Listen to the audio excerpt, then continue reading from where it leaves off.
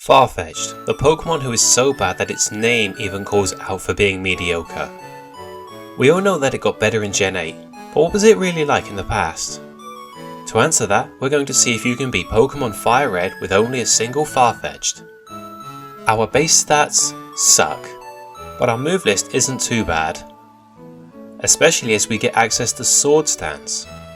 That will probably be our one and only saving grace throughout this challenge. Most of you know the rules already, but if you don't, here they are. I can only use Farfetch'd in battle. I can have other Pokemon on the team to use HMs only.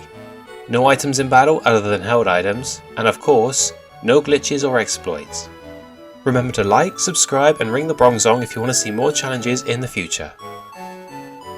Starting off, I replaced Bulbasaur with Farfetch'd, so that my rival would have a Charmander for additional challenge. I name it Montague. I will be extremely impressed if anyone guesses that reference correctly. This week's shoutout goes to King Cameron for correctly guessing last week's nickname. Well done, dude. We have the ability Keen Eye, which prevents our accuracy from being lowered. We've got a Gentle Nature, which means we have less physical defense and more special defense. That might help against the numerous water and electric moves we come up against. I took my first try at Brock at level 16 after getting Fury Attack, and it goes painfully slowly. We can only do 1 damage per hit, so having a multi-hit move would seem like a good thing, right? Well, the game decided that it wasn't, since my stupid duck kept only getting 2 hits in per attack. We can take down Geodude, but we always faint to Onix. Eventually, at level 21, which took a while of boring grinding by the way, we came back with Knockoff. It's weak, but since this is Gen 3, all dark moves are special.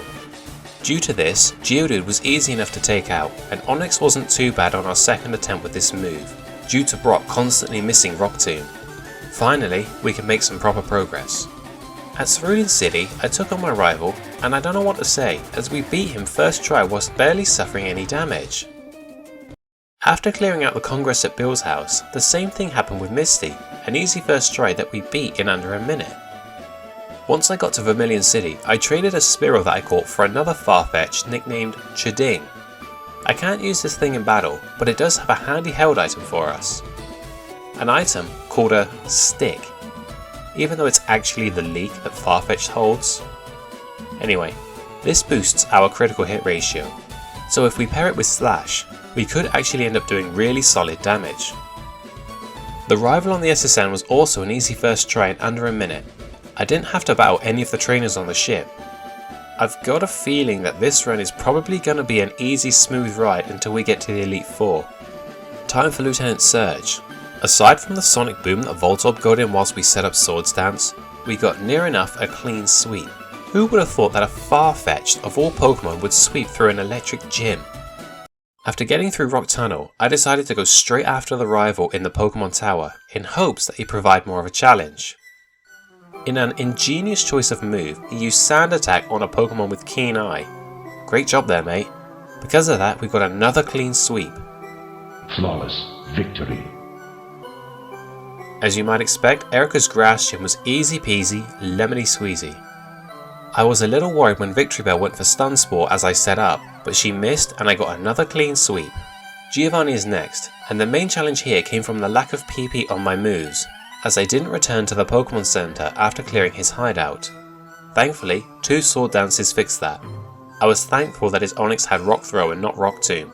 I didn't fancy having him lower my speed like Brock before him. We get more genius AI from Koga, who opened with Smoke Screen. This was followed up with 3 of his Pokemon going down to a Sword Stance boosted Slash. Only Weezing survived more than 1 hit, who just used Toxic, but couldn't last long enough for it to be any trouble to us. The rival in Silphco actually pretended to be threatening. His Pidgeot kept countering my Sword Stance with Feather Dance. So I just switched into Slash, which now seems to crit every other attack, thanks to my held item. After that, I set up against Gyarados, who couldn't do much. And from there, I just swept the rest of his team afterwards. Get good. As you already know, Giovanni was a complete pushover. He's always a lot easier than the rival before him.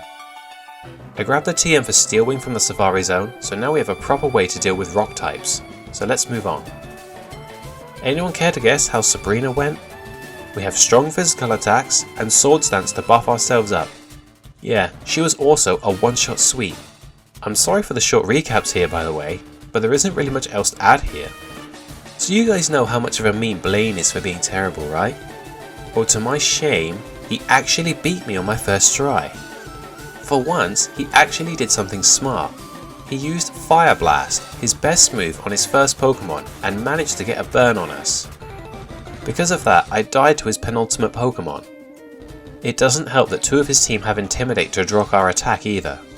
We beat him second try without getting burned though, so it's all good. I made sure to keep my guard up against Giovanni. As I set up my sword stance, his Rhyhorn kept dropping my speed with Scary Face. Yet surprisingly, I was still able to outspeed both of his Rock Rhinos. The rest of his team did manage to outspeed us, but didn't do much besides poisoning us with Poison Sting, leading to yet another fairly easy victory. At least the battles are getting more interesting now. The penultimate rival fight really shook things up. His team is mostly fully evolved now and definitely has better stats than us. Pidgeot did his typical Feather Dance strategy, so I was left as a sitting duck while we boosted up against Rhyhorn, who kept wearing us down. Execute and Alakazam were easy, but Gyarados and Charizard survived and managed to take me out. Second time round, I won due to taking out Pidgeot a lot quicker with a crit, but it was still close as you can see by how low he managed to get my health. I did some grinding before the Elite Four and got to level 69. Nice. Our moves are good, but our stats aren't the best. We should be able to do this though if we get the chance to set up properly. Let's go. First off, we've got Ice Trainer Lorelei. This took 3 attempts as she got a lucky crit on our first try, and she decided that she actually wanted to win on the second go around and attacked straight away. Thankfully, on the third time round, she wasted time with Safeguard and Hail and only attacked me once before I got all my boosts in. After that, I swept my way through a whole team like it was nothing. Bruno, to my shame, took 2 tries. I didn't get enough boosts in the first time round and he pulled a Brock on me and lowered my speed with a bunch of Rock Tombs. Second time round however, I managed to get all my boosts in and only had my speed lower once. From there, it was an easy fight. Agatha was horrible. Her first Gengar can't actually touch me, so it wasted my time with Confuse Ray, Double Team, and Toxic. Yeah, I had a bad time. On the few times I got past it, I just got whittled down by the rest of her team, and her final Gengar was too fast for us. I honestly wish I'd kept Aerial Ace to bypass her evasiveness. Eventually, I decided to use up my rare candies and that did the trick. I got past her without suffering any damage. Oh well, at least now we've got an actual challenge. Lance wasn't too bad. He starts with the Gyarados who lowers our attack with Intimidate, but he doesn't actually deal much damage to us. From there, setting up and taking him out was easy. His Aerodactyl scared the crap out of me, when he brought me down to 7 HP with Ancient Power. Had I spent another turn setting up, I wouldn't have had enough health to survive. The rest of his team was a one-shot sweep. Good thing I got a crit on Dragonite, it would have almost certainly survived otherwise. The champion took several restarts because Pidgeot still loves Feather Dance. Fortunately, I got this run, where he just decided to stop using it. From there, I was able to take him down and had enough power to KO Rhydon before he could Rock Tomb us. If he had, we'd be slower than his Alakazam. I know that from failed attempts. Thankfully, I was able to get another boost in against his Gyarados before his Thrash could finish us off. From there, I OHKO'd the rest of his team. Well, that was an interesting run. A slow and bumpy start, a smooth and fast middle, and a rough and bumpy ending. Kinda reminds me of that night I spent at your mum's house last weekend. Anyway, I hope you guys enjoyed this challenge. Next time, we're going to head back over to Hoenn for the first in a 2-part mini-series where I attempt to beat Pokemon Ruby with only a Zangoose. Remember to like, share and subscribe if you enjoyed, and I'll see you all next time.